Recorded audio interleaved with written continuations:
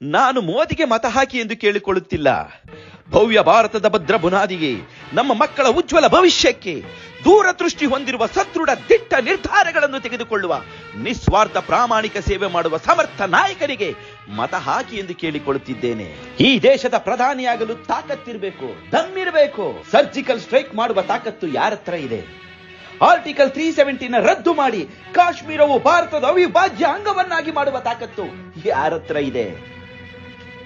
Corona ಸಮಯದಲ್ಲಿ 200 ಕೋಟಿ vaccination ಸ್ವದೇಶದಲ್ಲಿ ತಯಾರು ಮಾಡಿ ಎಲ್ಲರಿಗೂ ಅಲ್ಪ ಸಮಯದಲ್ಲೇ ವ್ಯಾಕ್ಸಿನೇಷನ್ ಕೊಟ್ಟು 30 ಕೋಟಿ ವ್ಯಾಕ್ಸಿನ್ ಅನ್ನು ಹೊರದೇಶದವರಿಗೆ ರಫ್ತು ಮಾಡಿದ್ರು.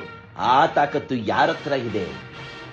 ಚಂದ್ರಯಾನದಲ್ಲಿ ವಿಶ್ವದಲ್ಲೇ ಮೊದಲ ಬಾರಿಗೆ ದಕ್ಷಿಣ ಧ್ರುವದಲ್ಲಿ ವಿಕ್ರಾಂತ್ ಉಪಗ್ರಹವನ್ನು ಇಳಿಸಿದ್ರು. ಆ ತಾಕತ್ತು ಯಾರತ್ರ ಇದೆ? ದೇಶದಾದ್ಯಂತ GST ಜಾರಿಗೆ ತಂದ್ರು. ಆ ತಾಕತ್ತು ಯಾರತ್ರ ಇದೆ?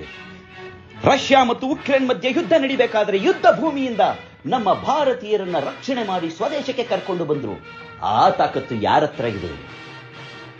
ಈಗ ತಾನೇ ಮೊನ್ನೆ ನಮ್ಮ ಮಾಜಿ ಜಲಸೇನಾ ಅಧಿಕಾರಿಗಳನ್ನ ಮರಣದಂಡನೆಗೆ ಒಳಪಡಿಸಿದ್ರು. ಅವರನ್ನೂ ರಕ್ಷಣೆ ಮಾಡಿ ಕರ್ಕೊಂಡು ಬಂದಿದ್ದಾರೆ. ಆ ತಾಕತ್ತು ಯಾರತ್ರ ಇದೆ? ಇನ್ನು ಅಭಿವೃದ್ಧಿಯ ವಿಷಯಕ್ಕೆ ಬಂದ್ರೆ, ಕಳೆದ 60 ವರ್ಷಗಳಲ್ಲಾದ ಅಭಿವೃದ್ಧಿ ಕೇವಲ 10 ವರ್ಷಗಳಲ್ಲೇ ಆಗಿದೆ. ಪ್ರತಿದಿನ 28 ಕಿಲೋಮೀಟರ್ ರಸ್ತೆಯನ್ನ ಮಾಡ್ತಾ ಇದ್ದಾರೆ. ಮನೆ ಮುಂದೆ ರಸ್ತೆ ಬಂದಿದೆ. ಕುಡಿಯುವ ನೀರಿನ ಸಂಪರ್ಕ, ವಿದ್ಯುತ್ ಸಂಪರ್ಕ ಮನೆ ಮನೆಗೂ ಸಿಕ್ಕಿದೆ. ಬೆಟ್ಟ ಗುಡ್ಡಗಳಲ್ಲಿಯೂ ಸಹ ರಸ್ತೆಗಳನ್ನ ಮಾಡಿದ್ದಾರೆ, ವಿದ್ಯುತ್ ಲೈನ್ಗಳನ್ನ ಎಳೆದಿದ್ದಾರೆ. ಪ್ರತಿ ಹಳ್ಳಿಯಲ್ಲೂ ಇಂಟರ್ನೆಟ್ ಕನೆಕ್ಷನ್ ಇದೆ. ಪ್ರತಿ ಗ್ರಾಮ ಪಂಚಾಯಿತಿಯಲ್ಲೂ ಬ್ರಾಡ್ ಲೈನ್ ಇದೆ.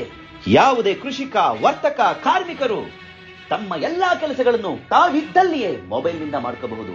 ಯಾವುದೇ ಒಬ್ಬ ವಿದ್ಯಾರ್ಥಿ ಯಾವುದೇ ಪರೀಕ್ಷೆಗೆ ತನ್ನ ಗ್ರಾಮದಲ್ಲಿದ್ದುಕೊಂಡೇ ತಯಾರಿಯಾಗಬಹುದು. ನಮ್ಮ ದೇಶದ ಆರ್ಥಿಕತೆ 2014ರಲ್ಲಿ 11ನೇ ಸ್ಥಾನದಲ್ಲಿತ್ತು. ಈಗ 4ನೇ ಸ್ಥಾನದತ್ತ ದಾಪುಗಾಲಿಡುತ್ತಿದೆ. ಪ್ರತಿಯೊಬ್ಬ ವ್ಯಕ್ತಿಯ ತಲಾ ಆದಾಯ ಪರ್ ಕ್ಯಾಪಿಟಾ ಇನ್ಕಮ್ 2013ಕ್ಕೆ ಹೋಲಿಸಿದರೆ ಡಬಲ್ ಆಗಿದೆ. ಈಗ ಮತ್ತೆ ಮೋದಿ ಪ್ರಧಾನಿ ಆದ್ರೆ 2047ನೇ ಇಸ್ವಿ ಅಂದ್ರೆ ಸ್ವತಂತ್ರ ಬಂದ 100ನೇ ವರ್ಷಕ್ಕೆ ನಮ್ಮ ಭಾರತ ದೇಶ ವಿಶ್ವದಲ್ಲೇ ಪ್ರಬಲ ರಾಷ್ಟ್ರವಾಗುತ್ತೆ. ಆ ದಿಟ್ಟಿನಲ್ಲಿ ನಾವು ಹೆಜ್ಜೆಯನ್ನು ಹಾಕೋಣ. ಮೋದಿಗೆ ಮಕ್ಕಳು ಮೊಮ್ಮಕ್ಕಳು ಯಾರೂ ಇಲ್ಲ. ದಿನದ 24 ಗಂಟೆ ದೇಶಕ್ಕೋಸ್ಕರ ಕೆಲಸ ಮಾಡ್ತಾ ಇದ್ದಾರೆ. ಅವರು ಈ ದೇಶವನ್ನು ಕಾಯುತ್ತಿರುವ ಕಾಲಭೈರವ. ಅವರಿಗೆ ನಮ್ಮ ಮತ.